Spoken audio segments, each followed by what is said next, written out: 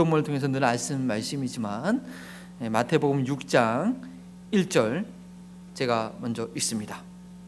사람에게 보이려고 그들 앞에서 너의 의를 행하지 않도록 주의하라. 그리하지 아니하면 하늘에 계신 너희 아버지께 상을 받지 못하느니라.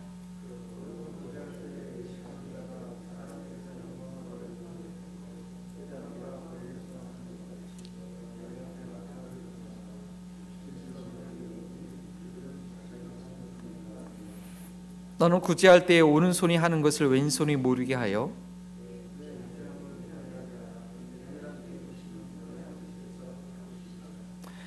또 너희는 기도할 때 외식하는 자와 같이 하지 말라. 그들은 사람에게 보이려고 회당과 큰 거리 어귀에서 서서 기도하기를 좋아하느니라. 내가 진실로 너희에게 이르노니 그들은 자기 상을 이미 받았느니라.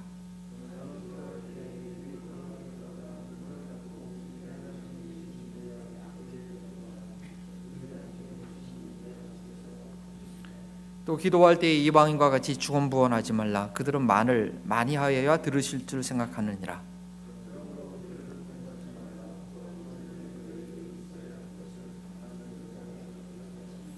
그러므로 너희는 이렇게 기도하라. 하늘에 계신 우리 아버지여, 이름이 거룩히 여김을 받으시오며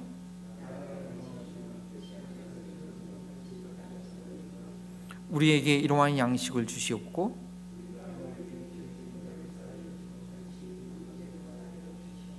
우리를 시험에 들게 하지 마시옵고 다만 악에서 구하시옵소서. 나라와 근세와 영광이 아버지께 영원히 있나이다. 아멘.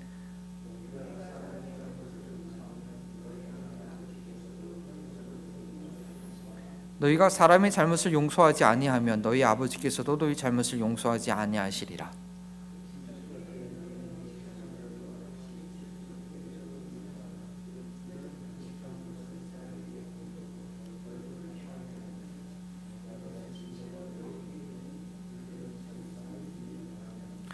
너는 금식할 때 머리에 기름을 바르고 얼굴을 씻으라. 이는 금식하는 자로 사람에게 보이지 않고 오직 은밀한 중에 계신 내 아버지께 보이게 하려 함이라. 은밀한 중에 보시는 내 아버지께서 갚으시리라. 아멘. 이는 살아계신 하나님의 말씀입니다. 저희 세대 제가 젊었을 때 좀 쓰던 말인데요. 뭐 어르신들은 못 들어보실 수 있을 것 같고 또 혹시 이렇게 농담처럼 쓰는 경우도 있는데, 쌩까지 말라. 이거 무슨 뜻인지 아세요? 쌩까지 말어. 무시하지 말라는 거죠. 이 보면 뭐 직장에서나 또 사람들 관계에 보면 그림자 취급하는 경우가 있어요. 이렇게 사람이 있어도 그냥 쓱 옆을 지나가는 거죠. 완전 무시하는 거죠. 말도 걸지 않고 한마디로 뭐 누가 얘기해도 그냥 쌩까는 거예요. 그런 경우가 있어요. 직장에서 이런 취급받으면 참 직장 생활하기 힘들죠. 그래서 뭐 그만두는 경우도 있고. 그런데 제가 왜 이런 말씀을 서두에 드리냐면, 오늘 말씀의 핵심이 그렇습니다. 저희가 잘못하면 하나님을 완전히 그림자 취급하게 된다는 것이죠. 편하게 좀 죄송한데 저희가 하나님을 쌩까는 경우가 있어요. 하나님 보고 계시는데 전혀 뭐 그냥 쌩까는 거예요, 하나님을. 왜? 어떻게 하면요? 어떤 의식 가운데 있으면요, 하나님을 위한 행동이라고 하지만 하나님을 전혀 의식하지 않고, 분명히 하나님께 대한 건데 그를 하는 사람들을 더 생각하는 것이죠. 그럴 경우에 그렇게 된다는 거예요. 저희가 지난 4월부터 마태복음 5장을 시작했습니다. 팔복의 내용을 하나하나 이렇게 말씀드리다 보니까 상당히 오랜 시간이 소요되고요, 소요되는데, 그래서 이 5장 말씀의 마무리가 하늘에 계신 너희 아버지처럼 너희도 온전하라로 이제 5장이 마무리가 됐습니다. 하늘에 계신 너희 아버지처럼 온전하기 위해서 그러면 어떻게 되냐? 이제 하나님과 온전한 관계를, 하나님과 바른 관계를 맺어야 되는 거예요. 산상수 5장은 주로 이웃과의 관계의 내용이었죠. 십계명은 하나님과의 관계를 먼저 설명하고 있는데, 예수님께서 율법을 설명하신 내용은 이웃과의 관계를 먼저 설명하십니다. 그 다음에 6장 전체가 하나님과의 관계를 이제 설명하는 것입니다. 하나님과의 관계를 잘했다는 증거가 뭐예요? 바로 이웃과의 관계이기 때문에 예수님께서는 의도적으로 이 십계명 전체를 설명함에 있어서 이웃과의 관계를 먼저 하신 것이 아닌가 생각이 됩니다. 오늘 6장부터는 하나님과의 관계를 설명하고 있습니다. 첫 번째, 오늘 18장 6장은 이제 두 가지를 나눌 수가 있습니다. 십계명 1계명부터 3계명까지의 내용, 하나님을 인정하는 것. 그 다음에 6장 19절부터 마지막까지의 내용은 하나님의 이름을 망령되이 잃지 않는 것, 하나님을 신뢰하고 의지하는 것에 대한 관계를 이제 설명하고 있는 것입니다. 그동안 마태복음 본문은 상당히 조금씩 나눠서 아주 상세하게 설명드렸는데 오늘은 웬일로 18절까지 길게 쭉 나갔죠.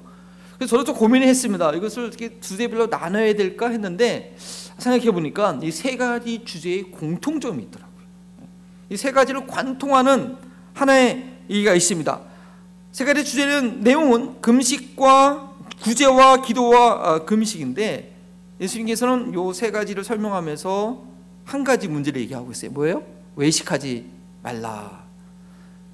구제와 기도와 금식, 하나님과 관련된 행동을 하면서도 눈에 보이는 사람만 의식하고 하나님을 무시하는 행동하지 말라는 것입니다. 그래서 세 가지 내용 주제에 동일하게 나오는 표현이 있어요. 오늘 설교 제목이 있죠. 내 아버지께서 갚아주시리라. 구제에 대해서 설명하시고 기도에 관해서 설명하시고 금식에 관해서 설명하시고 내 아버지께서 갚아주시라. 반면에 또 뭐 됐어요? 자기 상을 이미 다 받아내리라. 그 두 가지 표현이 세 가지 주제에 똑같이 나옵니다. 오늘 저는 그 말씀을 좀 드리기 원합니다. 어떤 마음 자세로 해야 하늘에 계신 아버지께로부터 갚음이 되고 어떻게 하면 자기 상 이미 모든 받은 것으로 끝나게 되는지 물론 다 아실 것입니다. 예수님 말씀이 어렵지 않거든요. 다 이해가 되는데 좀 우리 실제적으로 우리 상황들을 좀 적용해 되기 바랍니다. 근데요, 또 한 가지 생각하시는 것은 그 자체를 취소하지 않으셨어요. 좋은 행동이니까 선행하고 금식하고 기도하는 걸 누가 뭐라고 하겠습니까? 근데 주님께서는 오케이, 니네 상 받고 끝이야. 그렇게 말한다는 것이죠. 근데 저는 한 가지 더 말씀드리면 십계명과 관련해서 이해하면 이건요, 하나님을 쌩까는 행동이라, 하나님 완전히 그림자 취급하는 행동이 될 수 있다는 것 우리 기억해야 됩니다. 십계명 1계명과 3계명의 내용은 오직 하나님만을 믿으며 다른 우상을 내 앞에 두지 말고 하나님의 이름을 거룩히 여기는 삶을 살아야 하는데 나의 행동 가운데 하나님을 그림자 취급함으로써 그 모든 계명을 순식간에 무너뜨릴 수 있는 것입니다. 외식은 단지 사람들에게 잘 보이려고 하는 행동이 아니라 하나님을 무시하고 인정하지 않는 아주 무서운 불신이라는 것을 저희가 오늘 발견해야 됩니다. 첫 번째, 무엇을 위해서 하나? 이 구제는요, 하나님께서 이스라엘 백성들이 가나안 땅에 정착해서 주어진 땅을 파거나 살지 않고 그 땅 안에서 잘 살 수 있도록 균형 있게 살아가기 위해서 하나님께서 직접 만들어내신 꼭 필요한 제도였습니다. 그래서 신명기 15장 11절에는 이런 말씀이 있습니다. 우리 너희가 땅에 살아가는 동안에는 늘 가난한 사람이 있기 마련이다 하면서 그들을 외면하지 말고 돌보라고 내가 내게 명령하여 이르노니 하시면서 이 구제에 대해서 아주 시리어스하게 명령으로 이 구제의 제도가 있을 때 너희가 그 땅에서 복되고 이 땅을 유지하면서 살 수 있을 것이라고 말씀하신 것입니다. 그래서 아예 11조 중에서 3년에 한 번씩 나오는 모든 그 소산물의 11조는 딱 쓰여지는 장소가 정해져 있어요. 기업이 없는 자들, 레위인이나 가난한 자들, 과부나 고아들을 위해서 그 11조는 그것을 위해서 쓰도록 하셨죠. 그리고 선지자들은요, 이 가난한 백성을 돌아보지 않는 지도자들에 대해서 아주 신랄하게 책망했고 그것 때문에 이스라엘의 심판이 임하기도 했습니다. 구제는요, 하고 싶으면 하고 마음이 내키지 않으면 별로 안 해도 되는 그런 선택이 아니라는 거예요. 이거는 아주 하나님께서 제도적으로 안정장치를 마련해 두신 것입니다. 어려운 사람들을 돕는 것이 강제적인 것은 아니지만 내가 하나님의 백성이라고 한다면 누구든지 자발적으로 감당해야 될 그런 상황이었습니다. 그리고 신학시대에도 야고보서의 말씀에 의하면 구제는 아주 경건의 척도가 되었습니다. 어려운 이웃을 돕는 구제는 이웃을 사랑하라는 하나님의 말씀을 어떻게 실천적으로 지키는지 보여주는 척도가 되었고 하나님을 경외하는 백성으로서 얼마나 경건한 삶을 살고 있는지 보여주는 표징이 되었습니다. 우리가 하나님을 하나님으로 인정하고 하나님께서 이 세 사람들을 돌보시는 그런 방식을 인정한다고 한다면 내 주변에 있는 가난한 자들을 돌보는 것이 나의 믿음의 방식으로 드러나야 됩니다. 하나님께서는 그것을 보십니다.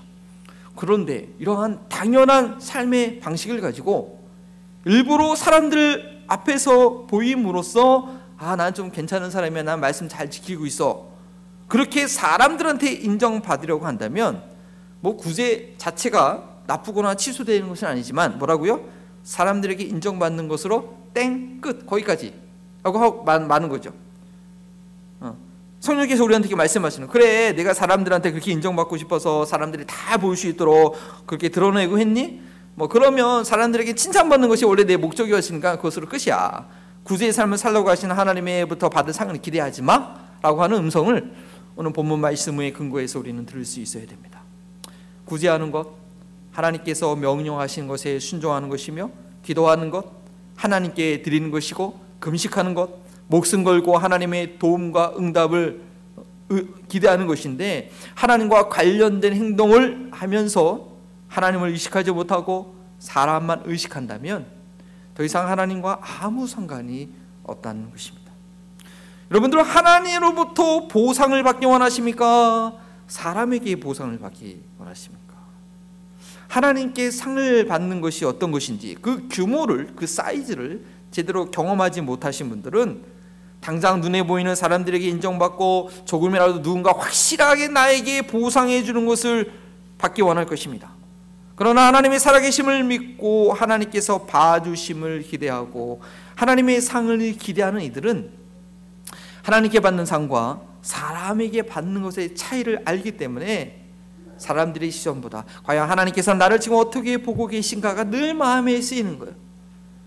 왜냐하면 이 땅에서의 삶이 전부가 아니라 하나님께서 예비하신 영원한 나라에서 영원토록 하나님께 칭찬받는 삶이 있다는 것을 믿기 때문이죠. 이 땅 위에서 내 힘으로 또는 내 지인들이 조금씩 도와주는 그것을 도움을 받기보다 하나님께서 책임져 주시고 하나님께서 갚아주시면 이 세상의 그 무엇보다도 비교할 수 없는 결과를 받게 된다는 것을 알고 믿기 때문입니다. 그런데 왜 사람들은 자꾸 다른 사람들을 의식하면서 그들에게 잘 보이고 그들에게 인정받는 것에 그렇게 목말라 하고 있을까요? 아직 하나님을 제대로 경험하지 못해서 그렇습니다. 하나님을 인격적으로 만나지 못해서 그렇습니다. 결국은 믿지 않고 있기 때문에 그렇습니다. 하나님을 믿지 않기 때문에 그런 것입니다. 십계명 제1, 2, 3계명이 그 마음에 없고 적용되지 않는 것입니다. 눈에 보이는 것만 인정하고 이 땅에서 누릴 것이 전부이고 눈에 보이지 않는 영원한 세계가 내게 있어서는 너무나 비현실적이기 때문입니다. 영생을 약속받았다고 하지만 영생과는 전혀 상관없는 의식 가운데 있기 때문입니다. 죄송하지만 하나님을 쌩까고 있는 것입니다. 그런 이들은 어떻게 행동합니까? 당연히 해야 될 구제를 하면서도 나팔을 붑니다. 사람들의 시선을 끌 수 있도록 내가 지금 무슨 일을 하고 있는지 다 알리면서 합니다. 왜냐하면 그들의 목적은 내가 어떤 사람인지 사람에게 알리는 것이니까요. 구제를 해도 꼭 나를 아는 사람들이 많이 있는 회당에서나 길거리에서 한다고 오늘 예수님께서 말씀하십니다. 그래서 제가 이 말씀을 준비하면서 제 마음에 찔리는 것이 있었습니다. 설교 온 거 쓰다 말고 갑자기 바꾼 게 있었습니다. 왜냐면 제가 예전에 저희 교회에 하는 구제 사역이나 무료 배식 사역, 연말에 난민 사역 이런 것들이 있으면 사진을 찍어가지고 SNS에 찾아보니까 2개 올려놓은 게 있더라고. 교회 홈페이지에야 교회 기록을 위해서 남겨둘 수 있지만 이거 굳이 자기 PR하는 SNS는 인스타그램이나 페이스북이고 할 필요 없잖아요. 근데 그때 당시에는 그랬어요. 그래도 우리 교회가 이 지역사회에서 교회로서 할 일을 한다. 좀 그렇게 알리고 싶은 마음이 있었던 것 같아요. 그래서 사람들이 알기도 해요. 또 신문에도 내용이 나오니까 그거 보고 오서 여기 같이 방문하신 분도 있었어요. 근데 그렇게 하고 나면 더 소중한 것을 놓치게 되는 거예요. 사람들에게 알려지긴 했지만 예수님 말씀대로 하나님께로부터 받은 상급은 이건 기대하지 못하는 거예요, 저희가. 그래서 제가 좀 당장에 내렸습니다. 구제뿐 아닙니다. 기도와 금식도 마찬가지라는 것이죠. 구제는 사람들을 대상으로 하는 것이니까 선한 삶의 영향력을 확대하기 위해서 좋게 좀 봐줄 수도 있어요. 이렇게 사람들이 이렇게 보는 거에 대해서. 그런데 하나님과의 그 개인적인 관계 가운데에서 하는 기도나 금식을 사람들에게 보이려고 하는 그 심보는 도대체 뭘까요? 그들은 좀 어떻게 이해하지 좋을까요? 하나님께 기도하는 것인데, 오늘 본문 말씀에 보면 그들은 회당과 큰 어귀에서 기도와 서서 기도하기를 좋아한다고 했습니다. 왜요? 주님께서는 그들의 마음을 보시기를 그들은 사람에게 보이기 위함이라고 했습니다. 그들은 기도가 무엇인지 참으로 모르는 것입니다. 기도는 누구에게 하는 것입니까? 왜 하는 것입니까? 육신의 눈으로는 보이지 않아도 그렇기 때문에 내가 미처 보지 못하는 곳에서도 계시는 전능하신 하나님께 도움을 얻기 위해서 하는 것이 아닙니까?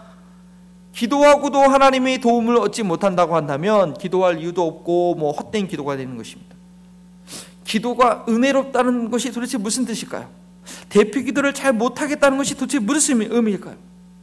기도를 다른 사람들이 듣기 좋기 위해서 하는 것이라고 하면 그게 그 두 가지 표현이 말이 될 수 있지만, 그렇지 않다고 한다면 그런 말들은, 그런 표현들은 모두 기도의 위선자라는 책망을 들을 만한 그런 말입니다. 물론 대표 기도는 모든 회중들을 대표해서 하는 것이기 때문에 모든 회중들이 한 마음으로 하나님께 그 기도를 올려드릴 수 있도록 기도 내용을 듣는 사람들이 다 이해하도록 또박또박 전달이 되어야 됩니다.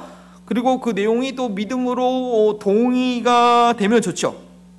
같이 믿음으로 올려드리는 거니까. 그런 면에서는 기도가 은혜가 된다고 얘기할 수 있습니다. 그러나 기도를 들으시고 응답하실 하나님은 안중에도 없고, 내 앞에 있는 회중들만 의식해서 미사역으로 기도의 내용을 꾸미라고 한다면 그것은 사람들에게 인정받는 것으로 끝이고, 하나님의 응답은 기도할 수 없다는 것입니다. 우리 교회 성도들은 진실하게 다 기도하십니다. 그걸 다 하나님께서 아시겠죠. 근데 혹이나 우리 마음 가운데 그런 것이 있으면 안 된다는 것이죠. 좋은 내용과 좋은 표현으로 아주 간절히 기도하는 모습으로 인해서 하나님과의 관계가 매우 깊은 듯 사람들에게 비춰줄 수 있지만, 정작 내 마음과 삶을 알고 계시는 하나님을 인식하고 있지 못한다고 한다면 그 기도는 뭐예요? 쇼에 불과한 것이죠. 하나님은 그를 모르신다고 하고 그와 함께 기도하는 회중들도 하나님께 기억된 바 될 수가 없습니다. 다른 사람들을 위해서 그 앞에서 기도할 때도 마찬가지입니다. 특히 목사들이 실수를 많이 하게 되는데요, 기도 내용이 거의 설교 수준이에요. 기도하면서 듣는 사람을 가르치려고 하는 거죠. 그 사람을 위해서 기도할 때 우리의 연약함을 고백하고 하나님의 도움을 간절히 구하는 것이 되어야 되는데, 이게 늘상 설교를 하는 목사다 보니까 직업병처럼 자꾸 기도가 설교고 설교가 기도고 분간이 안 되는 경우가 있다는 것이죠. 그러면 혹시 그 마음 가운데 내가 하나님보다 내 앞에 있는 사람을 더 의식하고 있지 않는가라고 우리는 한번 돌아봐야 되는 것입니다. 자, 그리고 이 모든 현상들은 뭐라고요? 하나님을 그림자 취급하고 있는 것입니다. 하나님을 무시하고 있는 것입니다. 기도할 때 하나님의 이름을 부르고 시작하긴 하지만 기도 후에 그 기도 내용을 듣고 있는 사람들이 어떻게 생각할까가 떠오르면 하나님과 아무 상관없는, 즉 하나님으로부터 아무 응답이 없는 사람에게 한 기도일 것입니다. 저도 종종 성도님들을 위해서 기도하고 나서 아이고 내가 왜 그런 표현을 썼지? 괜히 이거 오해하는 거 아닌가? 이 단어를 썼으면 좀 더 이 효과가 있을 텐데, 그렇게 생각이 들 때도 있어요. 잘못된 생각이죠. 특히 병원에 가거나 아픈 자들을 위할 때 이거 어떻게 더 기도해야지 영감 있고 이게 이 감동적인 기도가 될까 같은 생각이 들면, 그렇게 기도하면 옆에 있는 사람들이, 기도를 들은 사람들이 감동은 받을지 모를지라도 그런 생각이 먼저 들었다고 한다면, 오늘 예수님의 말씀에 의하면 거의 그래 기도 잘했네 땡, 거의 끝나고 만난다는 것입니다. 예수님께서 마지막으로 말씀하신 이 금식에 대해서도 보십시오. 금식하면서도, 하나님 앞에서 하는 금식을 하면서도 슬픈 기색을 하면서 얼굴을 흉하게 하는 그런 추한 모습을 지적하고 있습니다. 근데 성격적으로 좀 자기를 드러내기를, 이게 성격적으로 그러신 분들도 있고, 또 성격적으로 자기를 드러내는 걸 되게 부끄러워하시는 분들도 있는데, 이건 어떤 성향의 문제가 아니라 내 마음의 중심에 내가 하나님을 인식하고 있느냐 안 하고 있느냐, 근데 그게 더 중요한 거죠. 음식을 먹지 말라고 하는 이 금식은요, 율법에 구체적으로 나오진 않습니다. 단 매년 7째 달 10일에 대속죄일에 너희는 스스로 괴롭게 할지니 라고 반복해서 말씀하시죠. 스스로 괴롭게 하는 것을 이스라엘 사람은 대부분 금식으로 했습니다. 그래서 이 금식은 구약시대로부터 나라와 민족적 위기 앞에 또 개인의 극심한 어려운 가운데 하나님의 도울 사람은 하나님밖에 없습니다. 배수진을 치는 거죠. 하나님 날 도와달라고 목숨을 걸고 기도하는 것입니다. 각오하는 것입니다.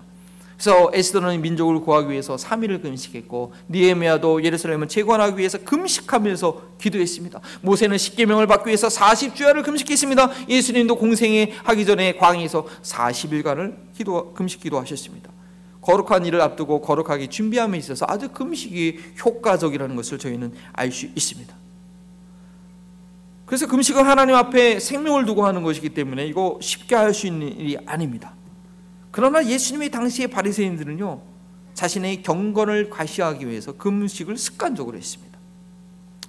누가복음에 있는 말씀이죠. 한 바리새인이 성전에서 기도하는데 저기 뒤에서 고개도 못 들고 있는 저 세리와 비교하면서, 하나님 저는 저 세리와 같지 않고 일주일에 금식을 몇 번? 2번씩이나 합니다 라고 그렇게 기도하는 내용이 성경에 기록될 정도로 그 당시에 이 금식은 자기의 경건을 과시하는 모습이 되었다라는 것입니다. 뭐 날마다 그 금식해서 자기의 경건에 도움이 되면 좀 좋을 텐데, 남에게 과시하는 것이 되었기 때문에 하나님으로부터 오는 도움은 기대할 수 없고, 배만 고프고 살만 빠지는 거죠. 살 빠지면 도움이 되겠지만 아무 능력이 없는 금식이 되는 것입니다.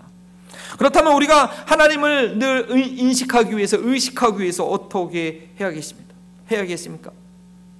이렇게 바리새인들과 서기관들의 가르침에 영향을 받아서 사람들에게 보이기 위한 종교 생활에 익숙했던 이들에게, 하나님을 그림자 취급하고 있는 상황의 이들에게 예수님께서는 아주 특단의 조치를 내립니다.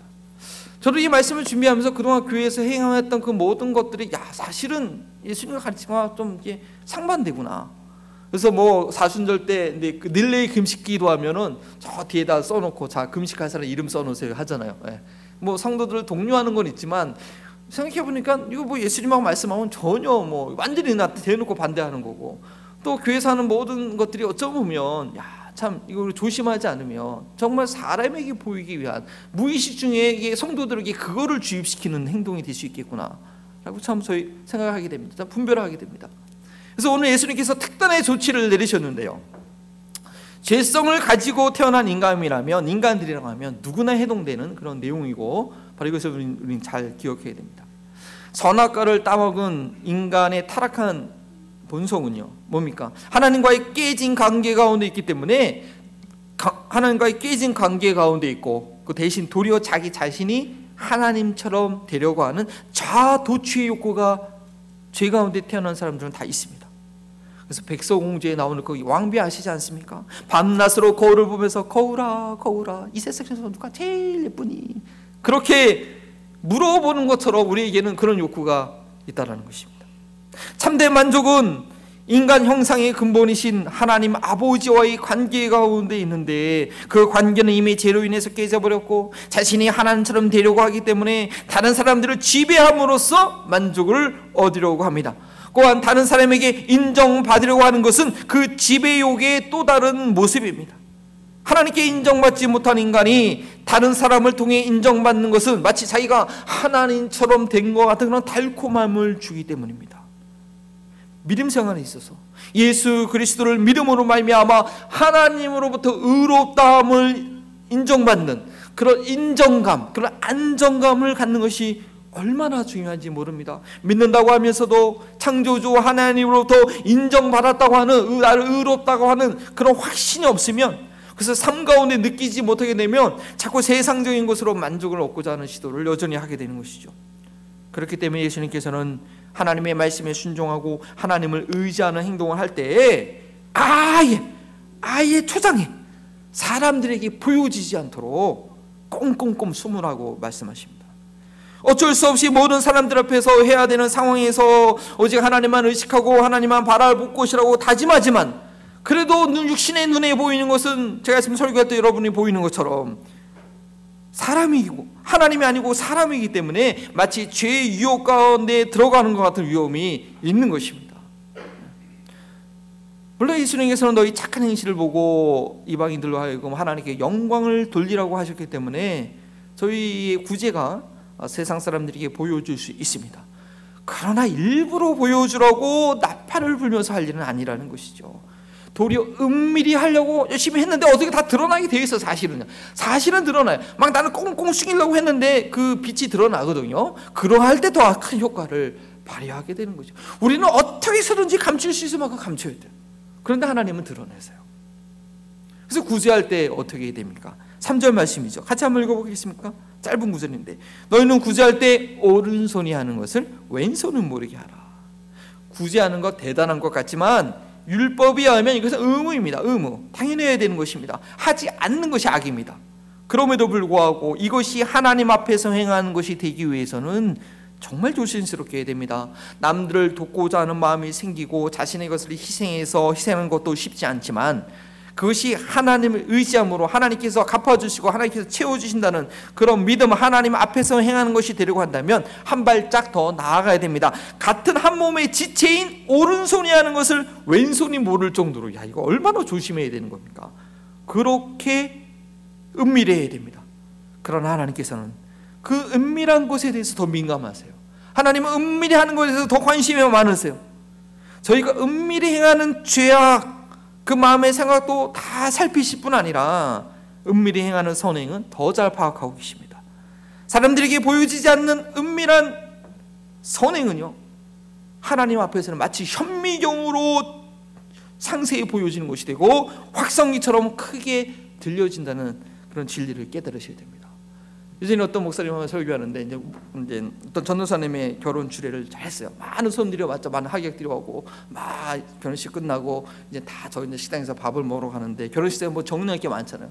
근데 젊은 사람들이 다 갔고, 근데 목사님의 이제 주례가 다 끝나고 이제 본인 목양실에 와서, 큰 교회니까 CCTV가 다 있잖아요. 우연히 딱 CCTV를 딱 틀었는데 거기서 어떤 한 청년이 뒷조언을 혼자 다 하고 있는 거예요.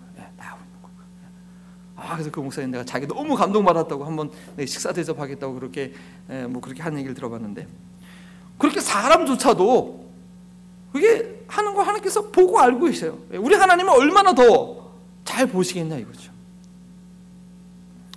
기도할 때 어떻게 하라고 하십니까? 6절 말씀을 같이 읽어봅니다.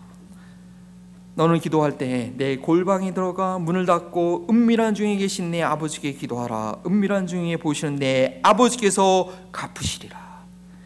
나 가만히 기도한다고, 오래 기도한다고 그렇게 보여지지 않도록 아무도 보지 못할 곳에 들어가서 기도하라고 하십니다. 나 기도생활 이렇게 한다고 자랑할 거 없습니다. 기도생활 자체가 중요합니까? 기도로 인해서 하나님께 응답받는 게 중요합니까?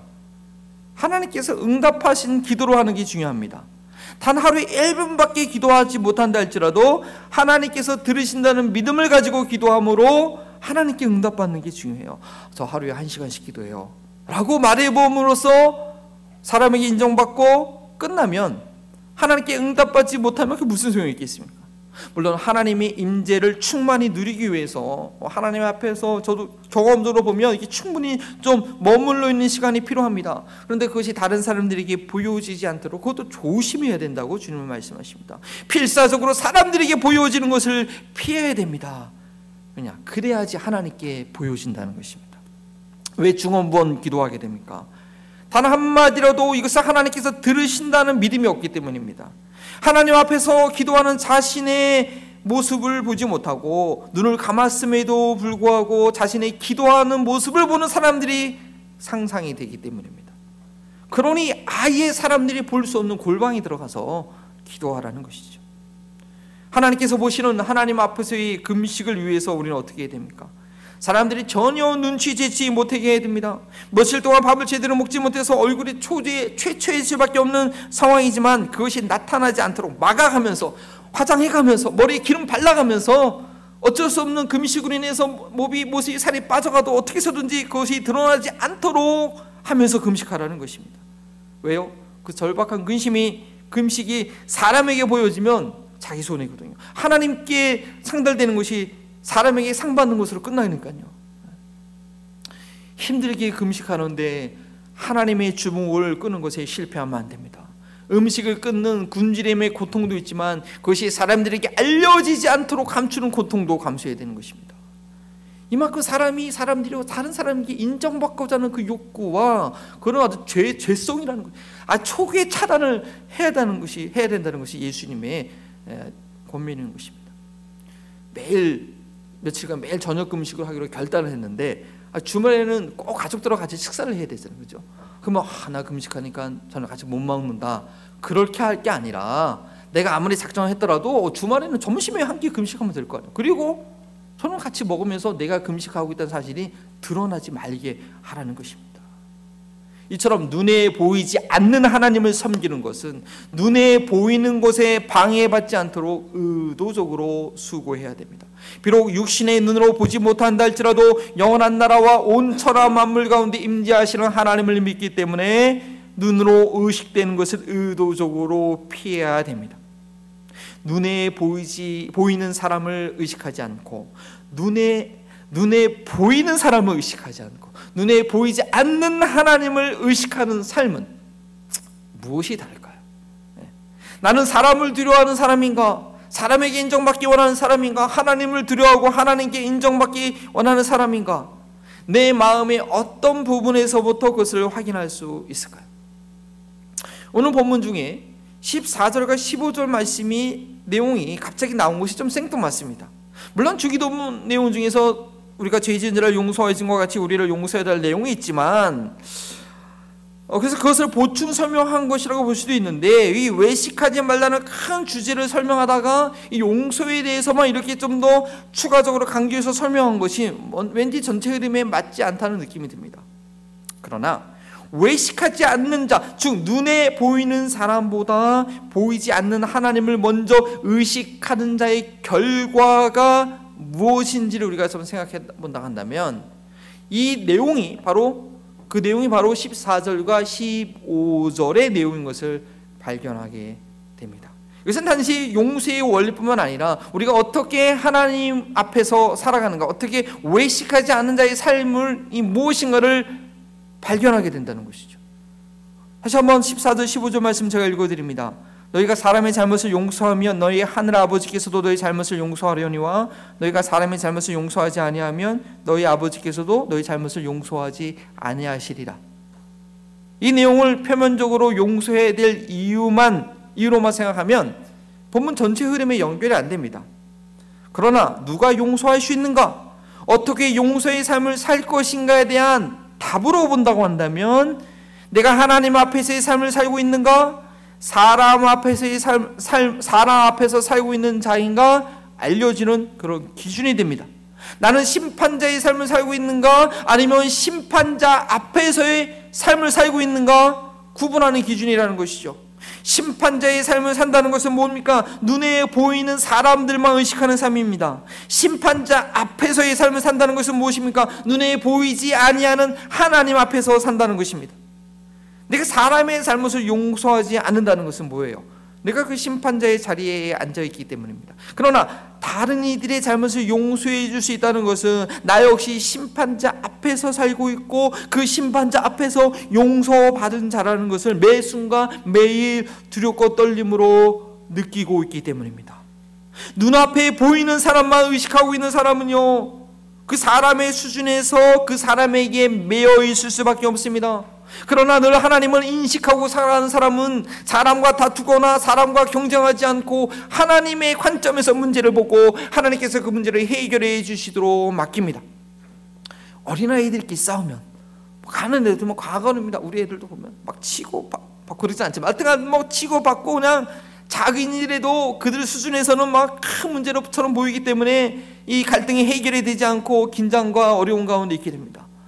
마치 같은 수준의 사람들끼리 서로 갈등하면서 용서하지 못하는 것처럼 말입니다. 그런데 다투는 아이들에게 선생님이 오시거나 또 어른들이 그 문제에 개입하면 이 애들들이 알지 못하던 방법과 권위로 문제가 해결됩니다.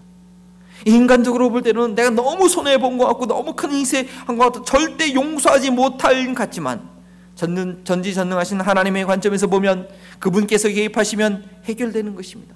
따라서 하나님 앞에서 살아가는 자는 용서하지 못할 어려운 일이 없는 것입니다. 그가 먼저 거룩하신 하나님 앞에 용서받은 자임을 늘 기억하고 있기 때문입니다. 그 어떤 불의한 자가 나에게 악행을 했다 할지라도 나 같은 죄를 용서해 주신 하나님이 기억하고 그 하나님을 무시하지 않고 그림자 취급하지 않기 때문입니다. 구제할 때 하나님보다 사람이 먼저 보이고, 하나님께 기도한다고 하면서 그 내용을 듣는 사람들이 먼저 생각되고, 하나님 앞에서 하는 금식마저도 사람들이 알아주기를 바라는 마음으로 그렇게 살아가는 삶 가운데는 어쩔 수 없는 다른 사람에 대한 분노와 정죄와 원한이 있을 수밖에 없는 것입니다. 왜냐하면 그 사람은 사람들의 판단과 인정에 목을 맺고 있기 때문입니다. 말씀을 마무리합니다. 구제와 기도와 금식, 이것은 하나님을 아버지로 의지하는 너무나 소중한 믿음의 행동이죠. 그런데 그렇게 믿음의 행위를 하고서 네 상 네가 다 받았다라고 끝나면 안 됩니다. 너무나 그건 아쉬운 것입니다. 바로 우리의 믿음의 그 행위가 우리 아버지께서 갚아주시는 것이 되게 해야 됩니다. 그래야만 진정으로 이 땅에 영향력이 있는 것을 얻게 되고 영원한 하나님 나라에서도 상급을 잃지 않게 되는 것입니다. 그런데 그것은 사람에게 인정받는 것과 반대가 되기 때문에 우리는 어떻게 해서든지 사람에게 알려지지 않도록 조심해야 됩니다. 사람에게 알려지지 않는 만큼 어떻게 돼요? 하나님께 알려지는 것이 되기 때문에. 물론 우리 하나님은 다 알고 계시죠. 이미 다 알고 계시죠. 그럼에도 불구하고 나의 관심과 나의 의식이 먼저 누가 알고 있나, 누가 알아주고 있나라에 대한 것이 먼저 된다고 한다면 그것은 대놓고 하나님을 쌩까는, 하나님을 그림자 취급하는 그런 불신의 죄를 짓고 있다는 것을 알아야 됩니다. 우리는 주님과 나만 아는 그런 비밀 가운데 그 주님 앞에서 행하는 즐거움을 누리는 비밀을, 비결을 배워야 됩니다. 성령 안에서 행하는 사람들은 말하지 않아도 서로 압니다. 하나님의 뜻을 행하고 있는 그 기쁨을 서로 누릴 수가 있습니다. 그것이 하나님의 뜻을 행하는 그리스도인들이 만날 때에 함께 누리는 교제의 기쁨입니다. 이 땅에서는 우리가 다 말하기도 그렇고 알 수도 없고 또 물어보지 않는 게 지혜이지만, 우리가 영원한 날에서 같이 만났을 때는 그게 그때 그런 일이 있었던 거구나, 다 설명하지 못했던 것이 하늘나라에 가서는 다 정말 얘기할 것이 너무 많고 마음껏 기뻐하고 마음껏 축하하고 마음껏 이렇게 격려해 줄 것을 우리는 비밀리에 이 땅에 살아가면서 좀 많이 만들어 놓는 그런 저와 우리 모든 성도들 되기를 주님의 이름으로 축원합니다. 우리 함께 일어나셔서 그 주님의 인자 앞에 있는 저희들의 모습이 되도록 함께 찬양하십니다.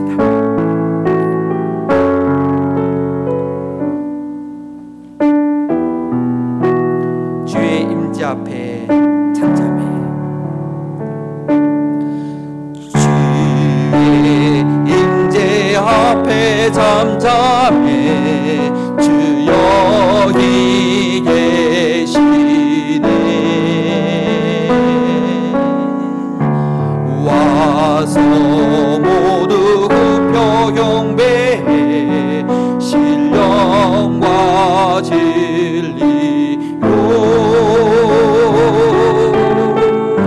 순결하신 주님, 거룩하신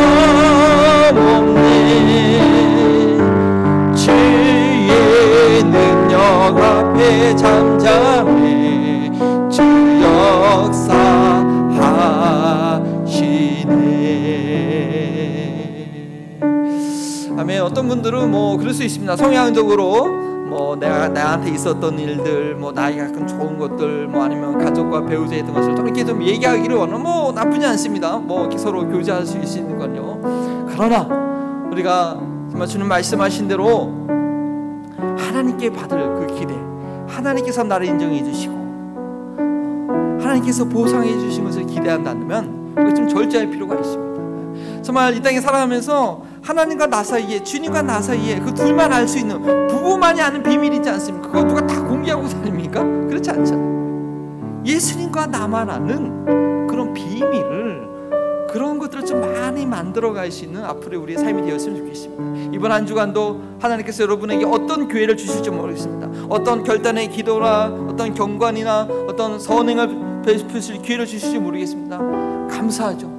정말 모르게 은밀하게 그래서 잘 감당하는 죄들 되시기 원합니다. 주님과의 비밀을, 주님과의 기쁨을 누리는 이번 한 주간의 삶, 하나님께서 내 성령으로 내 안에서 말씀하시고 내게 기회를 주실 때 순종하여 주의 빛을 증거하는 저희 한 주간의 삶과 저희 교회가 되도록, 특별히 코로나로 인해서 힘들어하는 지체들 가운데 하나님의 빠른 회복이 있도록, 또 오늘 함께하지 못한 많은 지체들을 위해서 저희들을 위해서 중보하며 기도하는 저희들 되기 원합니다. 주님의 이름 붙이고 기도합니다. 주여, 아버지 하나님 감사합니다. 이번 한 주간의 삶 가운데도 아버지 하나님 정말 주님과의 비밀이 있는, 하나님과 그 주님이 있는 그런 비밀의 삶 되시기 원합니다. 성령님께서 우리 삶을 인도해 주시고 주장해 주실 때 하나님 순종하게 하시고, 정말 하나님 앞에서 믿음으로 모든 경계에 하나님의 삶이 되게 하시고, 주님께서 주시는 만족과 기쁨이 있는 우리 저희의 삶 되게 하여 주옵소서.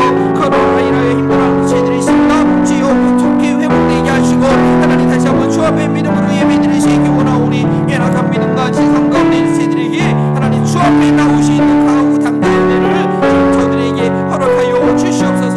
주여 한 주간의 삶도 지켜 주시옵소서. 주님 도와주시고 주님 인도하여 주시옵소서. 우리 주님께서 얼마나 거룩하시고 존귀하시고 사랑이 넘치시며 나를 위로하시고 나와 함께 하시는 분인지 이번 한 주간도 깨닫고 아는 저희들 되기 원합니다. 주님 앞에서 행하는 그 믿음의 기쁨이 있는 이번 한 주간의 삶 되기 원합니다. 아버지, 정말 사람에게 인정받고자 하는 그 죄성으로 인해서 그 주님의 임재를 놓쳐버리는, 그 주님의 칭찬을, 그 주님의 갚아주심을 내팽개쳐버리는 그런 한 주간의 삶 되지 않도록 성령의 매 순간마다 너 조심해라, 그 딴 사람이 보고 있다, 너가 그 말함으로 그거 다 이상 잊어버린다 라는 그런 성령의 음성을 깨닫게 하시고 듣게 하시고, 늘 하나님 앞에서 인정받는 즐거움을, 그런 상을 쌓는 제 믿음의 삶 되게 하여 주옵소서. 이 시간도 하나님 앞에 귀한 믿음의 물질 드립니다. 정말 가난한 가부가 자기 전 재산을 드린 그런 믿음으로 하나님, 오직 하나님을 의지합니다. 이번 한 주간도 하나님의 도움이 있어야지 제게 맡겨진 기업을 통하여 하나님의 영광 돌릴 열매를 얻을 수 있습니다 하는 마음으로 주 앞에 드리오니 주님 흠하여 주시옵시고, 저희 교회가 점으로 복음을 증거하며 선교사님들을 도우며 이곳의 어려운 이웃들을 정말 돌아보기에 후할 수 있는, 넉넉할 수 있는 그런 교회로 인도하여 주시옵소서. 우리 성도들의 가정과 기업을 그런 하나님의 도구로 주님 사용하여 주시옵소서. 감사하며 예수 그리스도의 이름으로 기도합니다. 아멘. 이제는 만복의 근원이 되시는 성자 예수 그리스도의 은혜와 사람들은 미처 알아주지 못하는 것들을 알아주시기를 기뻐하시는 성부 하나님의 사랑하심과 보이는 사람의 눈길이 아니라 보이지 아니하는 하나님의 눈길을 느끼게 하시는 성령 하나님의 교통하심이, 사람들이 아니라 먼저 하나님 앞에서 살아가기를 결단하는 우리 사랑하는 한마음분 등교회 모든 성도님들, 지금 가정 있는 성도님들, 그리고 이 지역사회와 복음 들고 땅끝까지 나아가 계시는 우리 성교사님들 가운데 지금부터 영원토록 함께 하시기를 축원하옵나이다. 아멘.